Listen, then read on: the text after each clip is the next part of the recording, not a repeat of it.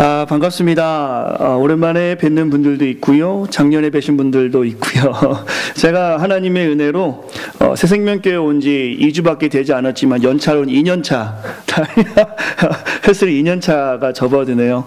한 것도 없는데 벌써 이렇게 시간이 작년과 올해 두 회를 맡게 되고 두 해 동안 우리 성도님들 만나서 너무 반갑고요. 2월 달부터는 강해 설교를 진행하려고 합니다. 지금 계속 기도하면서 묵상하고 있고요. 에베소서의 말씀을 전하기 전에 1월 한 달간은 새해를 맞아서 우리가 어떻게 말씀을 조금 묵상하면서 시작하면 좋을까 해서 새해 헌신이라는 주제로 주보에 나온 것처럼 4번의 말씀을 가지고 여러분과 올 2018년 함께 나누고 싶습니다.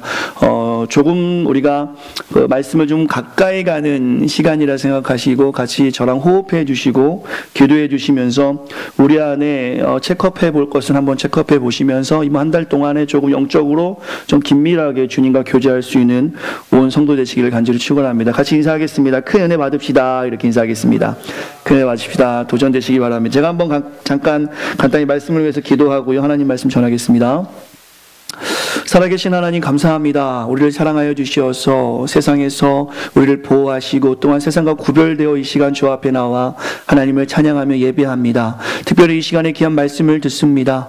인간의 생각이 아니라 하나님의 귀한 말씀을 집중하며 듣길 원합니다. 진리와 계시의 허락하여 주시어서 귀한 말씀 속에 큰 은혜와 도전이 되게 하시고 이 시간 부족한 종을 세우셨는데 헛소리하지 아니하고 하나님의 귀한 말씀만 잘 증거할 수 있도록 이 시간으로 주님 붙잡아 주시옵소서. 주님을 찬양합니다. 살아계신 예수님의 이름으로 간절히 기도했습니다. 아멘. 강대상이 바뀌었습니다. 조금 저를 편하게 해주시려고 해서 너무 감사하고요. 저도 계속 적응하면서 말씀 나누도록 하겠습니다. 한국교회 미래 지도라는 책이 있습니다. 이 책에 보면 대한민국과 한국교회는 7년의 풍년과 흉년을 준비했던 요셉의 지혜가 절실하게 필요하다라고 말합니다. 왜냐하면 미래 교인의 모습을 이 책에서는 묘사하고 있는데 노마드 성도가 생길 것이다. 즉 유목민 성도지요. 미래 교회는 이리저리 교회를 옮겨가는 성도들이 있을 것이다. 또한 코크닝 성도라고 책에서는 표현합니다. 누에고치처럼 집에서 인터넷으로 설교 보고 자기가 마음에 감동이 되면 그냥 인터넷으로 온라인 뱅킹으로 이렇게 헌금을 보내는 집에서 있는 성도들, 또한 브랜드 교회, 좋은 교회들만 찾아다니는 성도들을 이야기하는 것이죠. 또한 다운시프트 신앙을 갖고 트랜스찬이라 해서 어떨 때는 절에 가고 어떨 때는 교회에 가는 성도들이 등장할 것이다 라고 그 책에서는 말하고 있습니다. 즉 이전에는 보지 못했던 성도의 새로운 라이프 스타일과 또한 가치관이 등장할 것이라고 지적하면서 이러한 변화들은 앞으로 주님이 세우신 교회가 약화되는 아주 중요한 클루, 시발점이 될 거라고 그 책에서 말합니다. 즉 몸된 교회에 있어서 주인의식과 청지기의식이 점점 사라지며 구경꾼만 교회에 남을 것이라고 지적하고 있으면서 그것이 또한 한국교회의 400만 명으로 성도 수가 줄어드는 중요한 일이 될 것이다 라고 그 책에서는 기록하고 있습니다. 여러 가지 사회 현상을 그 책에서는 조명하고 있어요. 노인 인구가 증가하고 개인주의가 점점 더 심화되고 있으며 통일 등에 있어서 한국교회가 그것에 잘 대처하지 못했을 때 엄청난 어려운 일들이 미래 교회에 있을 것이다 라고 말합니다. 그러면서 그 책에서는 상황적인 안타까움을 분명히 예견하면서도 결론에서는 이렇게 이야기합니다. 진짜 성경적 교회로 교회 본연의 모습을 가진다라면 미래 교회에 닥칠 어려움을 해결할 수 있을 것이며 거기에 대해서 여러 가지 해결책으로 그 책은 마무리하고 있어요. 이 한국교회 미래 지도라는 책을 제가 보면서 교회를 향한 지적을 제가 유념하면서 오늘 말씀을 준비했습니다. 저는 미래학자도 아니고요. 그렇다고 제가 어떤 미래 전문가도 아니어서 미래 교회에 일어날 모든 일에 대해서 다 대처할 수 없지만 이 책에서 지적하고 있는 그런 부분들 저 자신도 느끼는 바이고요. 또한 저만 그런 게 아니라 아마 이 자리에 계신 성도님들도 앞으로 교회에 닥칠 그 미래의 모습에 대해서 어느 정도 다들 수긍하는 모습을 우리가 보고 있습니다. 비록 우리 교회가 지금 미국 이 일리노이 샴페인이라는 지역에 제한되어 있고 또한 당장 한 주 한 주 하나님의 은혜가 필요한 작은 교회일지는 모르겠으나 오늘 좀 더 크게 하나님의 뜻을 보면서 특별히 유학 온 청년들을 위해서 미래를 향한 투자를 하는 캠퍼스 지역에 있는 교회로서 교회 본연의 모습을 가지고 오늘 말씀을 통해서 우리가 다시 한번 우리의 삶을 좀 바라보시면서 특별히 이 땅의 교회의 어려움에 대한 확실한 답을 오늘 우리가 가지고 있는 성경을 통해서 확인할 수 있는 우리 모두가 되길 간절히 축원합니다. 또한 그것을 가지고 우리의 삶을 통해서 하나님을 증거했으면 좋겠어요. 지금 교회는 분명한 위기입니다. 하지만 그 위기에 처한 교회가 건물이 아니라 우리 자신임을 기억하시고 오늘 말씀에 겸손히 집중함으로 새 헌신이라는 주제답게 오늘 우리가 그 헌신의 자세로 주 앞에 나아가고 싶습니다. 오늘 본문에서 나눌 로마서는 두 부분으로 우리가 나눌 수 있어요. 1장부터 11장까지는 기독교의 기본적인 교리를 로마서에서는 다루고 있고요. 오늘 우리가 읽었던 12장부터 16장까지는 실천적인 부분을 성경에서는 다루고 있습니다. 오늘 같이 본문을 다시 한번 보시겠습니다. 로마서 1장 12장 1절과 2절 말씀 한 번 더 같이 읽어보고 싶은데요. 12장 1절과 2절 말씀 같이 읽겠습니다. 시작. 그러므로 형제들아 내가 하나님의 모든 자비하심으로 너희를 권하노니 너희 몸을 하나님이 기뻐하시는 거룩한 산 제물로 드리라. 이는 너희가 드릴 영적 예배니라. 너희는 이 세대를 본받지 말고 오직 마음을 새롭게 함으로 변화를 받아 하나님의 선하시고 기뻐하시고 온전하신 뜻이 무엇인지 분별하도록 하라.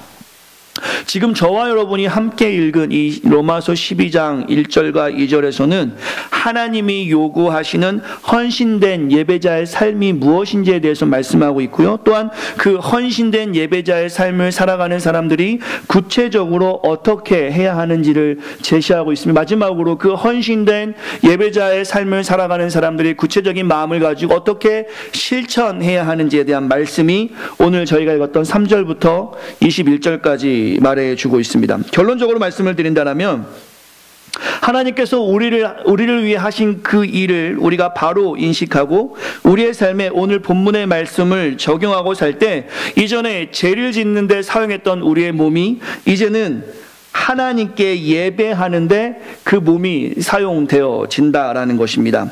근데 이것을 강압적으로 강조하면 되는 것이 아니라 오늘 본문에서 제가 강의하겠지만 기독인은 우리가 하나님의 은혜를 깨닫기만 한다면, 기독인은 우리가 하나님의 은혜를 바로 알기만 한다면 자연스럽게 이 실천적인 부분이 일어난다라는 논리적인 이치로 인해서 지금 이 땅에 일어나는 모든 교회의 문제들이, 그 안타까운 교회의 문제들이 해결될 수 있는 중요한 시발점이 되고 해결책이 된다는 것이 오늘 본문의 말씀입니다. 그래서 오늘 말씀으로 제가 정했던 이유, 새해 헌신의 가장 첫 번째 시간에 여러분과 나누고자 하는 말씀이 로마서 말씀이었는데, 그 이유는 완전한 변화의 모습이 있어야 완전한 헌신의 모습으로 주 앞에 나아갈 수 있습니다. 오늘 이 말씀을 통해서 우리가 기대하고 큰 도전이 되었으면 좋겠어요. 우리 새생명교회에게 주시는 이 말씀을 마음에 품고 2018년 승리로 살아가길 간절히 축원합니다. 이 세상에는 두 가지의 삶을 추구하는 사람들이 있습니다.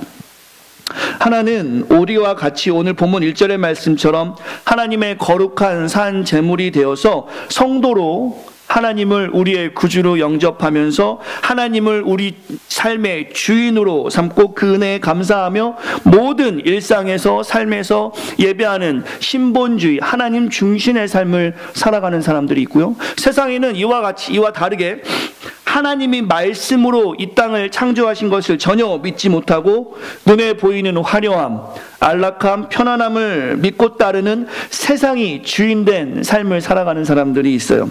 인정하든 안 하든 어떤 사람은 건강이 그의 경배의 대상이 되고요.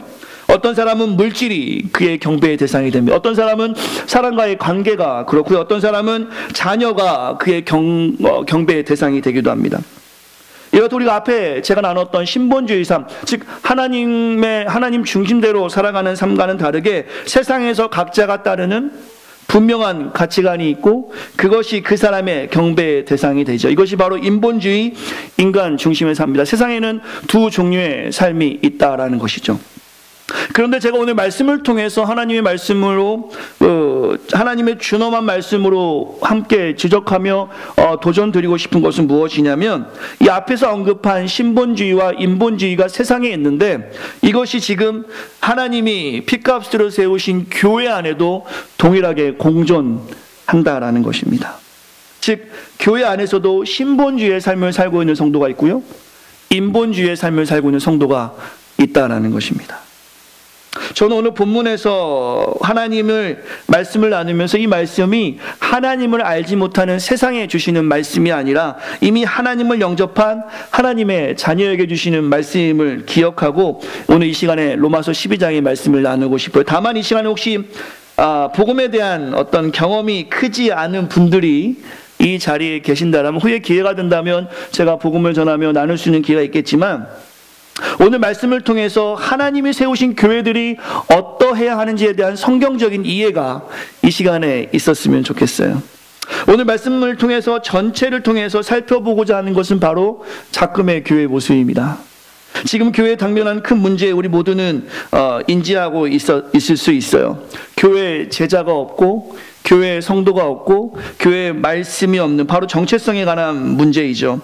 교회의 정체성에 혼란의 문제가 생기면 교회는 더 이상 이 땅에서 교회 역할을 할 수가 없습니다.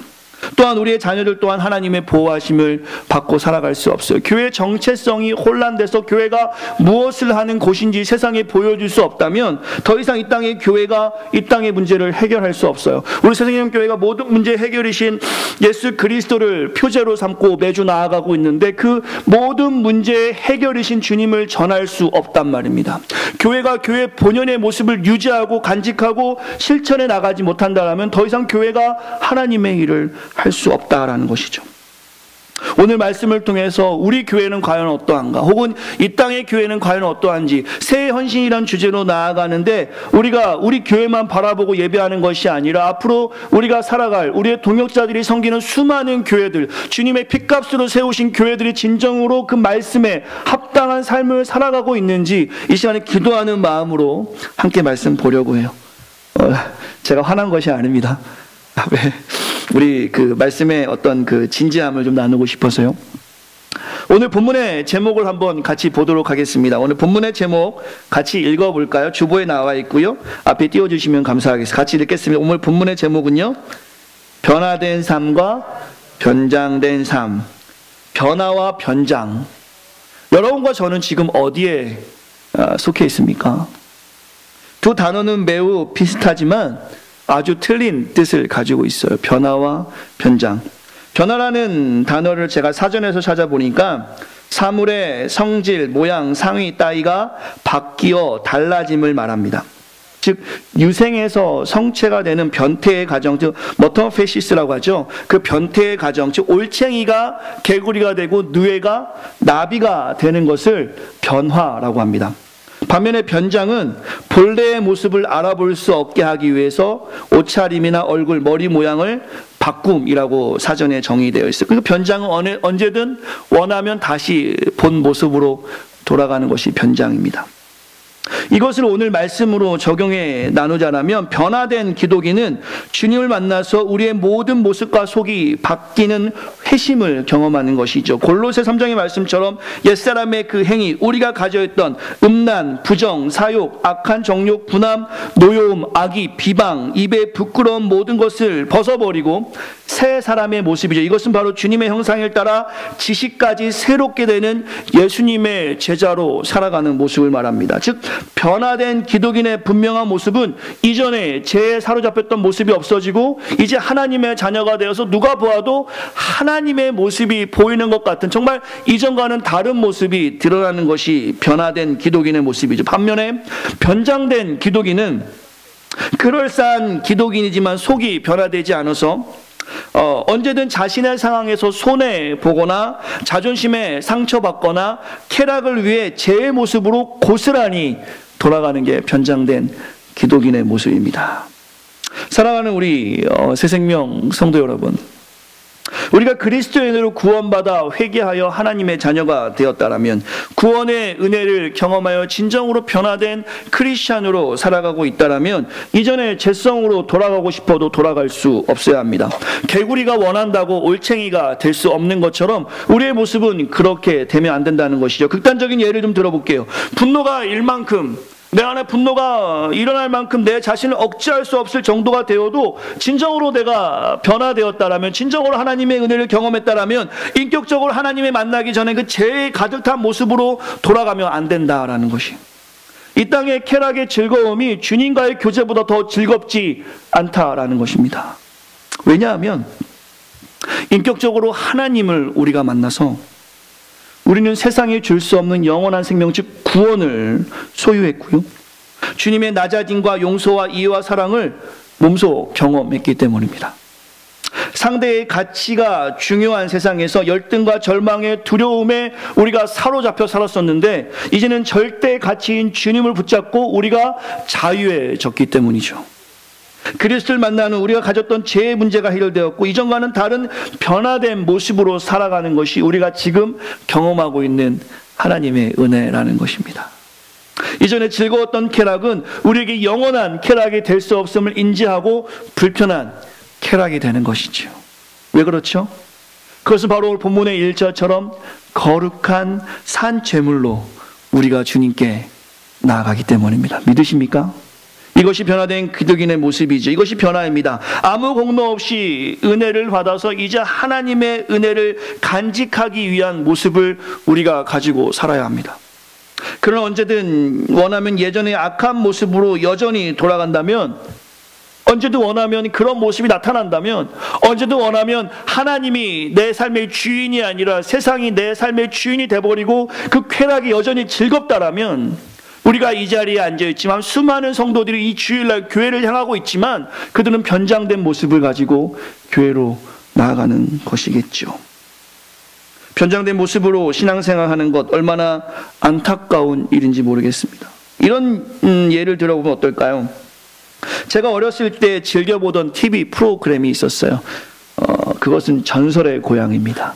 혹시 아시는지 모르겠어요. 전설의 고향. 밤 10시만 되면 이불을 꽉 써매고 봤던 기억이 나요. 그 전설의 고향은 대부분 귀신이 나오는 이야기입니다. 강대상에서 제가 귀신을 이야기하는 것은 좀 불편하긴 한데 한번 눈을 좀 감아보시고 제가 이야기하는 것을 한번 들어보세요. 주무시지 마시고. 어떤 시골 농부가 결혼을 못해서 노총각으로 지내고 있었습니다. 전설의 고향에 나오던 이야기입니다. 그러던 어느 날 어떤 계기로 아주 젊은 아름다운 아내를 얻게 되었어요. 그 노총각은 정말 행복했죠. 그러나 이야기는 그날부터 시작됩니다. 마을에서 동물들이 하나씩 없어지는 거예요. 닭도 죽고, 옆집 개도 죽고, 소도 죽고, 돼지도 죽고, 그냥 수많은 동물들이 매일 한 마리씩 없어지는 겁니다. 집에 키우던 닭이 없어졌던 거예요. 그래서 이 남자가 무슨 일인가 하고 밤에 조용히 살펴보니까 다 아시겠지만 그 젊은 아내가 귀신이었던 겁니다. 사람으로 변장을 하고 있다가 밤만 되면 귀신이 되어서 동물들을 살아있는 채로 잡아먹는 거예요. 얼마나 무섭습니까? 귀신인데 사람으로 변장된 아내. 가끔 아내가 무서울 때가 있을 때 저는 이 얘기가 떠올라요. 혹시 농담입니다. 귀신으로 변장된 아내, 귀신이 얼마나 무서우세요? 그러나 그 노총각이 아내의 원한을 풀어주고 그 젊은 부인이 이제 사람으로 완전히 변화돼서 행복하게 살았다는 이야기를 본 적이 있어요. 귀신으로 변장된 아내, 집에 있다는 거 생각만 해도 그 집은 참 무서운 집이 됩니다. 교회가 이 이야기의 집이라고 했을 때 변장된 성도, 변장된 집사, 변장한 목사와 직분자로 가득한 교회, 이건 매우 두렵고 무서운 일입니다. 왜냐하면 틈만 나면 변화되지 못한 죄성을 가지고 교회를 혼란하게 하고 믿지 않는 사람들에게까지 혹은 연약한 자들에게까지 시험을 들게 하는 일이 되기 때문입니다. 이것은 하나님의 임재를 결코 경험할 수 없는 일이에요. 이것은 교회를 약하게 만들고 병들게 합니다. 하나님의 임재를 경험하지는 못하는 교회는 매우 슬프고 안타까운 일이죠. 그러나 이 일을 지금 이 땅의 교회가 경험하고 있는 아픔일 수도 있습니다. 이제 이 변화와 이 변장이 얼마나 큰 차이를 주고 있는지 우리 성도님들 이해하실 것 같아요. 주님이 핏가스로 세운 교회에는 성도가 되기 전과 성도가 된 후의 모습이 분명히 달라야 합니다. 집사 직분을 받기 전과 받은 후가 달라야 되는 것이며, 중직자가 되는 것과 된 후가 분명히 달라야 한다는 것이죠. 목사가 된 후와 되기 전의 모습은 분명히 달라야 하는 거예요. 세상의 가치관으로 살다가도 부르심에 따라서 내가 이 일을 하겠다 다짐했을 때는 분명히 다른 가치관을 보여줄 수 있어야 한다는 것이죠. 매일매일 변화된 모습으로 복음에 합당한 삶을 살아야 합니다. 어제보다 오늘 더 주님을 사랑하고 나가야 되는 것이겠죠. 그러나 지금 이 땅의 교회가 이렇게 어려운 이유는, 교회가 왜 세상의 빛과 소금의 역할을 감당하지 못하는 이유는, 이렇게 변장된 모습을 가진 자들이 어쩌면 이 교회 안에, 이 땅의 교회 안에 가득하기 때문일 수도 있습니다. 우리 교회는 아닐 것 같아요. 서로 얼굴 바라볼 필요는 없을 것 같아요. 우리 교회는 아닌 것 같아요. 어쩌면 변장된 기독인들이 이 땅의 교회를 약화시키는 것이 아닌가. 이러한 모습으로는 결코 교회가 소망이 되고 주님이 이 땅의 모든 문제에 해결이 될 수 있음을 전할 수 없습니다. 이 안타까운 모습을 이 땅의 교회가 고스란히 가지고 있어요. 저와 여러분들이 목도하는 모습들입니다. 교회의 정체성인 교회 본연의 모습은 낮아지고 사랑하고 용서하고 이해하는 그리스도를 닮아가는 것인데, 병장된 크리스찬들로 인해서 왜곡되어지고 희석되어져서 본래의 특성을 나타내지 못해서 이 땅의 교회가 더 이상 공신력을 잃어가게 된 것입니다. 지금 우리는 많이 보고 있어요. 교회가 얼마나 어려운지. 복음을 이제 봄이 되면 혹은 가을이 되면 일리노이 이 학교에 가서 전할 기회가 있을지 모르겠습니다. 이전에 복음을 전했을 때와 지금은 엄청난 차이가 있음을 우리 성도님들 경험하실 거예요. 변화된 삶의 신본주의 사상과 변장된 삶의 인본주의 사상은 교회와 세상에서 극한 대립을 가져올 수밖에 없는데, 그 변장된 인본주의 사상이 교회 안에 가득하고 팽배할수록 교회는 죽어갈 수밖에 없단 말입니다. 디모데후서의 말씀처럼 경건의 모양은 보일 수 있겠지만, 변장된 모습을 가지고 경건의 모습은 나타낼 수 있겠지만 경건의 능력이 부인되는 모습이 교회 안에 있다라는 것입니다. 결과적으로 교회가 정체성을 잃고 하나 되지 못하게 되는 이유가 바로 이런 이유일 수 있겠죠. 사랑하는 새생명교회 성도 여러분, 2018년 우리는 변장이 아닌 변화된 모습을 가지고 살아가길 원합니다. 손톱이 자랄 때 그 자람을 인지하지 못하죠. 하지만 어느 순간 그것이 많이 자람을 우리는 시간이 지나면 알 수 있습니다. 우리의 삶이 그렇게 변화해야 돼요. 당장 확 변하는 것은 어려울 수 있습니다. 하지만 매일매일 손톱이 자라는 것처럼 인지하지 못하지만 나의 삶이 그렇게 변화되어서 구원을 소유한 하나님의 백성으로 우리의 변화된 모습을 가지고 이 세상에 예수 그리스도를 전할 수 있어야 합니다. 이것이 헌신의 마음이겠죠. 오늘 말씀으로 주목함으로 변화된 기독인의 삶으로 교회의 공동체 일원으로서, 또한 사회에 살아가는 책임 있는 크리스찬으로서 우리가 오늘 본문에 주시는 그 말씀을 어떻게 우리의 삶에 적용하며 살아야 될지 다시 한번 성경적으로 우리의 삶을 살펴보며 구체적으로 말씀만 듣고 바람처럼 그 말씀을 듣고 나가는 삶이 아니라 오늘 하루 동안에 주신 말씀 가운데 나의 삶을 반추해보고 적용해보고 열매 맺는 우리 새생명교회 온 성도가 되기를 간절히 축원합니다. 하나님 말씀 계속 보겠습니다. 오늘 본문의 1절에 보시면 시작하는 말이 그러므로 라고 12장 1절에서 시작하고 있어요. Therefore, 뭔가를 결론적으로 이끌어가는 말씀, 그러므로가 어떤 그러므로냐라는 의견에 대해서 학자들이 많은 의견들이 있지만, 이 그러므로라는 단어는 1장부터 11장까지 교리를 설명했으니 그러므로 이제 이렇게 살아라라는 말씀으로 해석되어지고 있습니다. 즉 교리적인 부분과 실천적인 부분을 하나로 묶는 중요한 접속사이면서 또한 우리가 이제 어떻게 살아야 하는지에 대해서 명확하게 우리에게 말씀해 주시는 하나님의 말씀입니다. 1절 말씀 보겠습니다. 내가 하나님의 모든 자비하심으로 너희를 권하노니 라고 사도 바울은 말씀하고 있습니다. 오늘 본문에 보시면 권한다라는 말씀으로 권면의 방법을 사용하고 있어요. 이게 조금 우리가 집중해야 될 장면인데, 구약을 보시면 하나님의 말씀이 증거될 때 명령어가 쓰여집니다. 이렇게 하라, 하지 않으면 죽는다, 영원한 백성을 삼겠다, 이렇게 하지 않으면 영원한 백성을 삼지 않겠다라는 명령어를 사용하시는데, 오늘 본문에 보시면 그렇지 않습니다.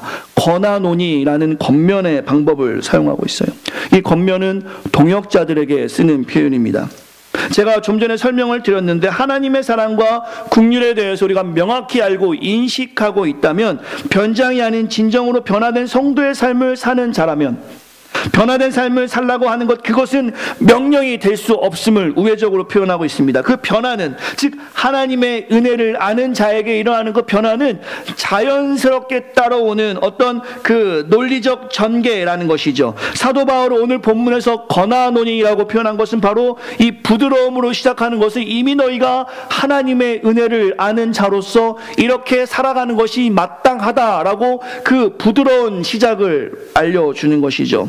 오늘 본문에 보시면 우리가 요한복음 3장 16절의 말씀처럼 하나님이 나를 사랑해서 독생자 예수 그리스도를 이 땅에 보내주시고 내가 그것을 믿었을 때 나에게 영생을 주신 그 하나님의 귀한 사랑을 경험하는 삶이라면, 구체적인 삶 가운데 누가 강요하지 않아도, 누가 명령하지 않아도, 누가 밀지 않아도 하나님을 사랑하고 예수님을 사랑하게 되고 날마다 하나님의 말씀을 아멘으로 순종하는 것은 이치에 맞는 논리적인 순서라는 것입니다. 이것은 변장이 아니고 변화된 사람만이 할 수 있는 일이라는 것이죠. 오늘 본문에서 하나님은 변장이 아닌 변화된 성도에게 이 말씀하고 계십니다. 너희 몸을 하나님이 기뻐하시는 거룩한 산 제물로 드리라. 1절에 보시면 몸을 드리라고 말씀하고 있어요. 좀 전에 설명했던 것처럼 강압적으로 말씀하는 것이 아니라 그 은혜에 감격하여 구원의 감격을 누리는 하나님의 자녀에게 주시는 말씀이죠. 너희 몸을 드리라. 마음 가지고는 안 된다라는 것입니다. 마음으로 우리가 수천 번을 다짐하죠. New Year Resolution 같은 걸 다 하셨나요? 이 7일이 지났어요. 잘 지키고 계신가요? 저도 했어요. 아이들한테 화내지 말아야지, 소리 지르지 말아야지. 근데 이 환경이 저를 그렇게 만들지 않았어요. 이해해 주세요. 이사하고 제가 좀 혼란한 환경을 경험한 걸 제가 관가했던 것 같아요. 그래서 저도 모르게 크게 소리를 좀 내게 됩니다. 작심삼일이란 말 우리가 경험하게 되죠. 하나님의 말씀 안에서도 혹시 이런 것들이 있으신가요? 어떻게 해야지 이것을 잘 지키지 못하는 모습들 우리에겐 없으신지요? 마음 가지고 되는 것은 아니에요. 그래서 우리 주님께서 우리에게 요구하십니다. 마음이 아니라 몸을 드리라는 것이죠. 하나님은 우리의 몸을 드리는 것을 기뻐하세요. 이것을 다르게 이야기하면 헌신이라고 말씀드릴 수 있을 것 같습니다. 존 스타크턴 목사님이 이 헌신의 부분을 이렇게 말씀하셨어요. 몸을 드린다는 것, 헌신은 우리의 발이 주님의 길을 걷는 것이고, 우리의 입술은 진리를 말하는 것이며, 우리의 혀는 상처를 치료해야 하는 것이며, 우리의 손은 세상을 돕고, 우리의 팔은 외로움과 사랑받지 못하는 자들을 감싸는 것이며, 우리의 귀는 약한 자의 부르짖음을 듣는 것이고, 우리의 눈은 살아계신 주님을 바라보는 것이다. 오늘 본문에서 몸을 드리는 헌신을 이렇게 표현하셨는데요. 지금 교회의 모습 속에서 우려될 만한 일들이 무엇이냐면, 이 앞에서 언급한 이 헌신을 기피하는 성도들이 참 많이 있다라는 것입니다. 교회 공동체에서 익명으로 신앙생활 하려는 자들이 참 많아요. 제가 여기 오기 전에 필라델피아 지역에서 많은 유학생들 섬기다가 왔는데요. 그곳도 그래요. 아주 많은 청년들이 있기 때문에 일할 사람이 부족해서 말하는 것이 아니라 그냥 습관적으로 종교생활처럼 교회 다니는 사람들이 훨씬 많이 있다라는 것입니다. 그냥 습관처럼 부모님 교회 다녔기 때문에 유학 왔는데 어디라도 가야 될 것 같아서 교회 와서 신앙생활하는 사람들이 있어요. 다만 소망이 되는 것은 이렇게 말씀을, 교회가 본연의 자세를 가지고 그들을 잘 섬길 때 그들의 변화도 제가 많이 경험했습니다. 다만 지금 우리가 현상으로 주목하고 싶은 것은 이 헌신의 모습에 많이 사람들이 부담을 갖고 큰 교회로 모여든다라는 것이죠. 메가철치가 다 그렇다라고 이야기할 수는 없겠지만, 큰 교회에 모이는 이유 중에 하나도 그런 헌신을 기피하고자 하는 모습이 있는 것 같아요. 근데 저와 여러분들 경험합니다. 신앙이 자랄 때 우리가 마음만 가지고 되지 않는 것 경험하죠. 저를 경험해 보아도 힘들어도 교회에서 성가대하고 교사하고 저 청년 때는 그렇게 교회 부흥회가 많았어요. 그 날마다 프랭카드를 그렇게 붙이고 다녔는데 교회만 붙인 게 아니라 그때 동네마다 전봇대에 올라가서 프랭카드를 붙였어요. 프랭카드만 붙였나요? 포스터도 그렇게 많이 붙였어요. 한 기억은 제가 겨울에 테이프를 뜯다가 입술에 붙었는데 그 테이프 뜯다가 입술이 이렇게 헌신적으로 다친 적도 있습니다. 그래서 그런 헌신을 했던 기억이 좀 나는데요. 전봇대도 올라가고 하여튼 교회에서 그런 강요를 좀 받은 적이 있습니다. 근데 제가 지금 생각해 보면 그때 저의 그 헌신의 마음이 저의 신앙을 성장하게 한 것이 아닌가. 이런 모습이 우리 가운데 자라겠습니다. 제가 아는 한 성도님의 이야기인데 약한 성도였어요. 근데 교회 피아노가 별로 좋지 않았나 봐요. 그분이 어느 날 말씀을 보다가 헌신의 마음을 가지고 적금을 깨서 피아노를 교회에 헌물하신 적이 있다고 합니다. 그때부터 교회를 제일 먼저 가기 시작했대요. 왜냐하면 그 피아노 혼자 있는 것이 안타까워 보여서 가서 피아노 한번 보고 기도하고 또 피아노 전공자가 아닌 사람들이 피아노 칠까봐 혼내려고 먼저 가서 이렇게 피아노 보고 기도하고 먼저 가보니까 늘 찬양팀이 와서 연습하고 있잖아요. 오늘도 아름다운 찬양으로 연습하셨는데 그러니까 연습 때부터 찬양을 같이 부르기 시작한 거예요. 할 게 별로 없으니까 자기 피아노 헌물한 걸 보면서 은혜 받으면서 근데 그것이 결국에는 신앙 성장에 매우 중요한 요소가 되었다라는 우스운 소리를 들은 적이 있습니다. 주 안에서 헌신을 피하다 보면 개척교회나 혹은 조금 작은 교회 사람들이 가지 않게 되죠. 그러면서 결국에는 모든 큰 교회가 그렇게 하고 말할 수 없습니다. 다만 그런 사람들이 그렇게 교회에 있으므로 좀 전에 책에서 언급했던 것처럼 누에고치 성도나 유목민 성도라는 말이 그냥 나온 말이 아닐 것이다 라는 생각이 듭니다. 그런 면에서 우리 새생명교회 성도들은 분명히 주님께 칭찬받는 것 같아요. 일당백인 것 같아요. 찬양팀 쓰다가 성가대도 하시고 성가대하다가 헌금위원도 하시고 헌금하다가 식사봉사도 하시고 시간이 없어서 그렇지 시간만 많으면 이것저것 다 중첩돼서 겸직이라는 표현이 맞을지 모르겠습니다. 그렇게 해서 하나님을 섬기는 교회인데요. 부족하지만 구체적으로 몸으로 수고하게 되면 하나님께서 그것을 기뻐하시며 지난주에 말씀 나눈 것처럼 데살로니가 교회처럼 사랑의 수고를 나누었을 때 하나님께서는 그 사랑의 은혜를 주실 뿐만 아니라 내가 수고할 때 다른 형제 자매의 수고도 이해하게 되고 결국에는 공동체 의식을 갖게 된다는 것이죠. 2018년 우리 교회가 이제 섬길 분들을 각 부서마다 아마 찾을 것 같습니다. 주님의 몸된 교회를 위해서 수고하는 일, 감당해 주시는 일, 혹은 추천받거나 그런 일이 있을 때 모두 다 그 성경의 마음으로 순종해 주셨으면 좋겠어요. 기한 교회가 헌신이 사라진다면 변화된 교회는 아니라는 것이죠. 이렇게 교회에서 주님께서는 헌신을 우리에게 요구하고 계십니다. 그러면서 너의 몸을 드리라 헌신의 의미로 말씀하시면서 1절에 보시면 거룩한 산 제물을 말씀하고 계세요. 거룩한 산 제물이 무엇이냐? 바로 예배입니다.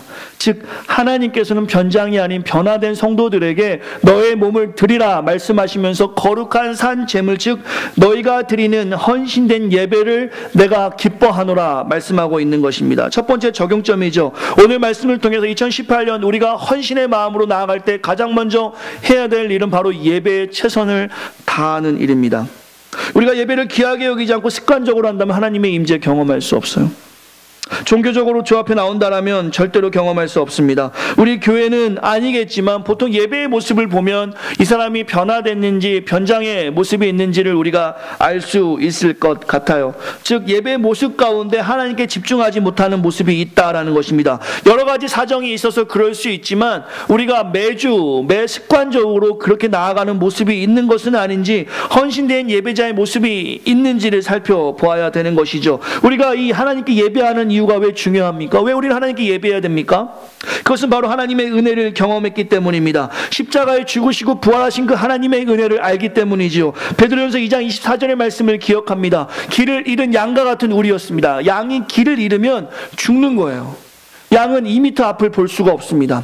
양이 성경에서 길을 잃었다는 것은 곧 죽음을 의미합니다. 베드로전서 2장에 보시면 우리를 주님께서는 길을 잃은 양과 같다고 말씀하셨어요. 즉 우리는 죽을 수밖에 없는 길을 잃은 양과 같은 존재였는데 그리스도께서 십자가에 못 박히심으로 이제 우리의 길이 교정되어서 하나님께 나아갈 수 있다라고 말씀하고 있습니다. 즉 우리의 삶이 그리스도에 인해서 변화됐고 우리가 길을 잃어 죽을 수밖에 없는 죄인들이었는데 이제 하나님의 은혜로 우리가 우리가 하나님 앞에 나아갈 수 있는 거예요.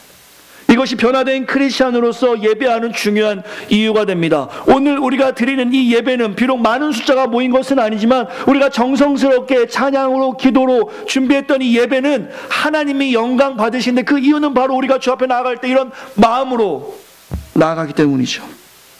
나아갈 때 신명기 10장의 말씀처럼 마치 종이 주인에게 나아가는 것처럼 겸손하게 납작 엎드려 주께 나아갈 때 시편의 말씀처럼 시편 95편에서 그렇게 말씀하세요. 우리가 주님께 예배할 때 우리를 기르시고 돌보신다라고 말씀하십니다. 오늘 이 예배가 우리에겐 그런 의미가 있습니다. 거룩한 산 제물로 나아가는 것이 바로 이런 의미를 가지고 주께 나아간다는 것이지. 여러분이 일주일 동안 수고하고 힘들고 어렵고 또한 눈이 오고 춥고 여러 가지 환경 가운데 아이를 데리고 여러 가지 환경 가운데 올 수 없는 환경이지만 이렇게 오는 이 모습을 하나님이 기뻐하시는데 이 모습을 보시고 하나님께서는 우리를 돌보시고 기르시겠다라는 것입니다. 하지만 이 예배의 즐거움이, 예배의 감격이 우리만 가지고 있어서는 안 된다라는 것이죠. 혹시 주변에 예배를 하지 못하는 지인과 친구들과 가족들은 있지 않습니까? 교회를 열심히 다니다가 여러 가지 사정으로 인해서 하나님의 은혜를 잊고 세상을 주인 삼아 살아가는 분들이 주변에 계신다면 그분들을 향해서 우리가 동일한 마음을 가지고 기도할 수 있어야 합니다. 2018년 거룩한 산제물을 드리라. 이것은 바로 예배에 승리하라는 하나님의 명령이겠죠. 공예배에 있어서 우리가 무슨 일이 있어도 힘을 낼 수 있는 새생명교회 온 성도 되시길 간절히 축원합니다. 두 번째 2절을 보시면 이렇게 중요한 산제물 나아갈 때 어떻게 해야 되는지 두 가지의 말씀으로 우리에게 구체적인 방법을 말씀해 주고 계세요. 우리는 몸을 드리는 산 제물로 주님께 나아가면 그 이유는 바로 하나님이 우리의 주인이기 때문입니다. 그렇다면 어떻게 산 제물로 나아가 하는가? 2절 말씀 한번 같이 읽겠습니다. 2절입니다. 로마서 12장 2절 말씀 같이 읽겠습니다. 시작.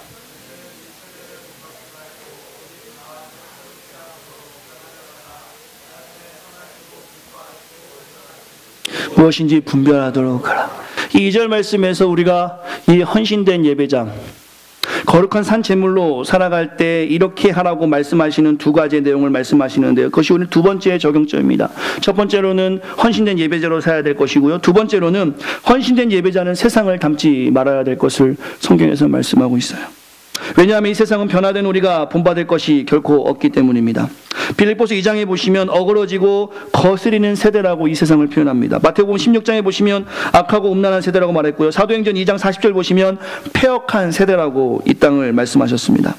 그러나 우리가 살아가면서 세상의 가치관과 관습대로 행동하라고 수많은 압력과 갈등 가운데 우리는 살아가게 돼요. 성경에서는 세상을 이렇게 이야기하고 있지만 이 땅에 살아가는 우리는 어쩔 수 없이 이러한 환경에서 살아갈 수밖에 없다라는 것이죠. 정직하지 못하더라도 좋은 결과를 내야 하는 갈등을 경험하기도 하고요. 자녀 양육에 있어서 하나님의 방법이 아니라 세상의 방법을 따라가야 할 것만 같은 갈등을 경험하기도 합니다. 수많은 압력들이 우리 믿는 자들을 하여금 세상의 가치관의 틀에 맞춰서 찍어내려고 우리를 협박하고 압력하는 경우들도 있다라는 것이죠.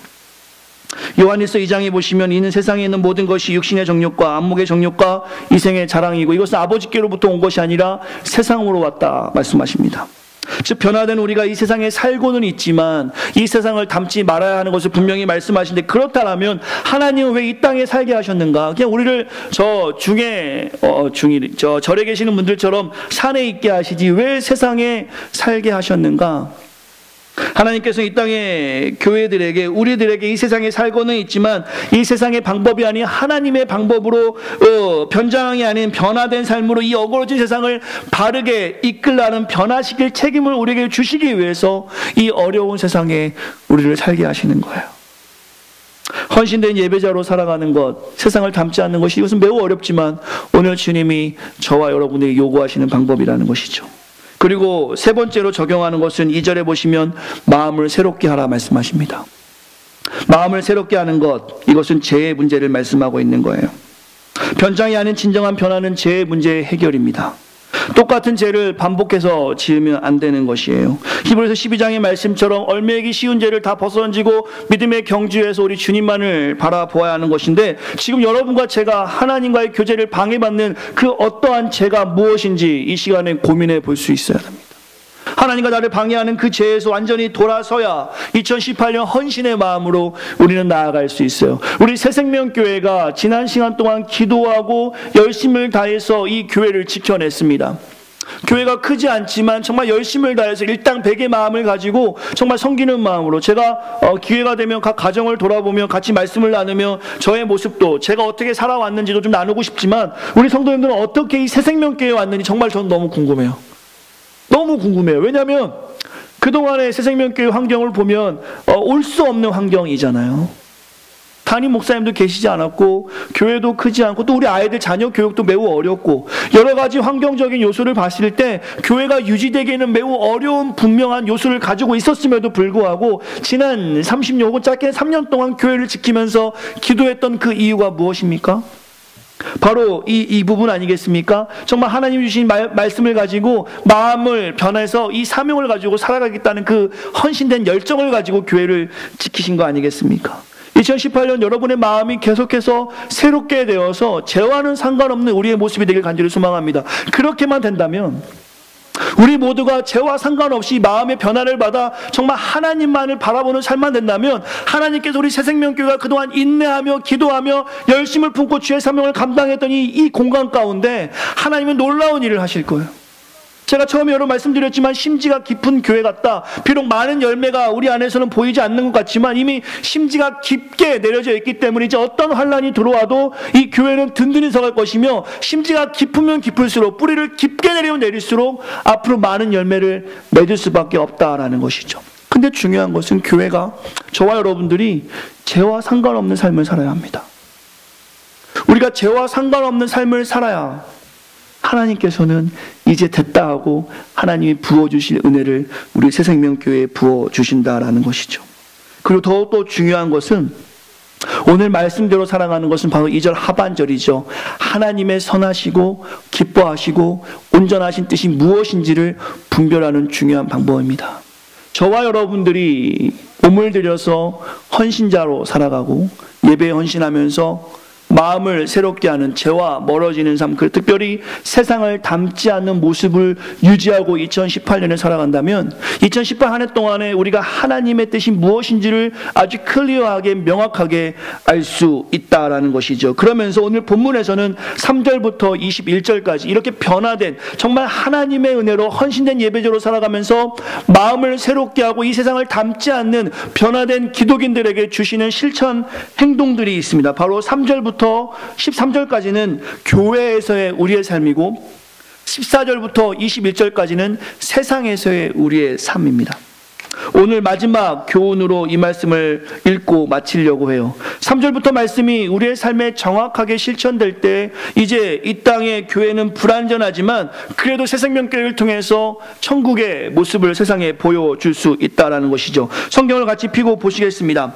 변화된 우리가 진정으로 살아야 될 모습은 바로 이 모습인데, 3절부터 13절까지는 바로 교회에서 우리가 2018년에 실행해야 될 모습입니다.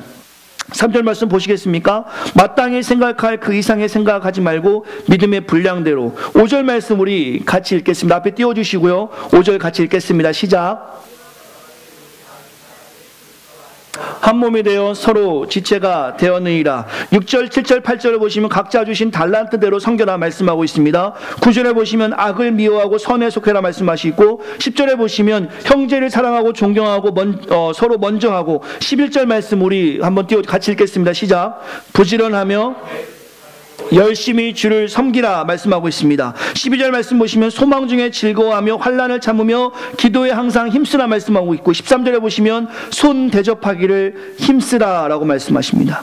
이것이 주님의 몸된 교회에 생활하는 공동체에게 주시는 변화된 자로서 2018년에 헌신된 마음을 가지고 행동 강령으로 지켜야 될 하나님 말씀이라는 것이죠. 그렇다면 우리끼리만 이렇게 살아가는 것이 아니라 하나님의 은혜로 죽었다가 살아난 우리, 죽을 뻔한 우리가 하나님의 은혜로 새 사람을, 새 생명을 얻게 되었는데 우리는 어떻게 세상에서 살아가야 하는가? 14절부터 보시면 이제 헌신된 예배자로 세상에 살아가는 모습이 나와 있습니다. 14절 박해하는 자를 축복하라. 15절 우는 자들을 위해서 함께 울라.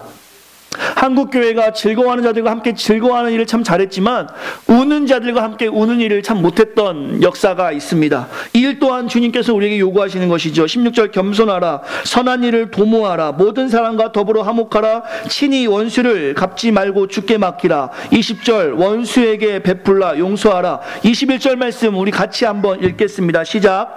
악에게 지지 말고 선으로 악을 이기라. 할렐루야. 오늘 말씀이 조금 길었던 것 같아요. 하지만 분명한 것은 이 말씀이 2018년을 시작하는 우리 새생명교회 성도들과 저에게 주시면서 하나님은 헌신을 요구하고 있습니다. 머리로 아는 지식적인 정보가 아니라 이제 삶을 두잉하는 그 헌신을 하나님께서는 요구하고 있다라는 것이죠. 변화된 성도, 바로 헌신된 삶을 성경에서는 말씀하고 있는 것입니다. 이것이 분명히 안타까운 교회의 현실의 문제가 해결되는 중요한 해결의 방법입니다. 사랑하는 성도 여러분, 2018년 저도 기대가 크고 여러분도 기대가 클 줄 압니다. 저 개인적으로는 목회한 지가 2003년에 제가 시작을 했으니까 14년, 15년째 되는 것 같고요. 네 교회를 거치고 이제 새생명교회가 저에게는 5번째, 특별히 담임 목회를 하는 첫 번째 교회가 됩니다. 네 교회를 지나면서 수많은 교회들의 모습을 경험합니다. 한국에서는 한국 교회대로의 어떤 배울 점들을 배우고 또한 저렇게 하지 말아야겠다는 모습을 정리하고, 또 미국에 가서도 마찬가지로 이민교회를 섬기면서, 특별히 유학생교회를 섬기면서 하나님이 택한 백성들을 어떻게 섬겨야 되겠다라는 확신과 목회 철학을 가지고 또 하나님의 뜻에 따라서 이 새생명교회로 오게 되었습니다. 여러분은 어떠십니까? 하나님이 어떠한 뜻이 있어서 이 새생명교회 남게 하시고 이 어렵고 힘든 환경에서 포기하지 않게 하시면서 계속 여러분에게 헌신의 마음을 주신 것입니까? 그것은 분명히 하나님은 살아계시고 하나님이 우리 새생명교회를 위해서 하실 일이 분명히 있음을 고백하기 때문에 이 자리에 있는 줄 압니다. 우리 모두의 마음이 같아요. 하나님이 기대돼요. 하나님이 하실 일이 기대되며 우리가 도구로 사용받는 것이 영광입니다. 다만 오늘 말씀을 우리의 삶에 적용하지 못하고 그냥 한 번의 예배, 한 번의 설교, 한 번의 그냥 인포메이션으로 끝난다라면 우리의 삶은 전혀 하나님께 쓰임받는 삶이 되지 못할 수도 있습니다. 하지만 오늘 말씀을 저와 여러분들이 삶의 중요한 헌신의 말씀으로 삼고, 아니 오늘부터 진행되는 다음 주, 그 다음 주 마지막까지 있는 새해 헌신해 주시는 그 4번의 말씀이 우리의 삶에 실제적으로 적용될 때 하나님께서는 분명히 2018년 우리를 귀하게 사용하실 줄 믿습니다. 겸손히 납작 엎드려 하나님의 은혜를 구할 수 있는 새생명교회 온 성도가 되시길 간절히 축원합니다. 오늘 마지막 말씀으로 유진 피터슨의 책에서 이 본문을 이렇게 해석했는데 읽어드리고 마치려고 합니다. 찬양팀 앞으로 나와주시고요. 함께 기도하고 오늘 말씀을 마무리하려고 합니다. 제가 한번 오늘 본문의 말씀을 다시 한번 해석해서 읽어드릴게요. 그러므로 이제 여러분이 이렇게 살기를 바랍니다. 하나님께서는 분명 도우실 것입니다. 여러분의 매일의 삶, 일상의 삶, 자고 먹고 일하고 노는 모든 삶을 하나님께 헌물로 드리십시오. 하나님께서 여러분을 위해 하시는 일을 받아들이는 것이 바로 여러분이 그분을 위해 할 수 있는 최선의 일일 것입니다. 문화에 너무 잘 순응하여 아무 생각 없이 동화되어 버리는 일이 없도록 하십시오.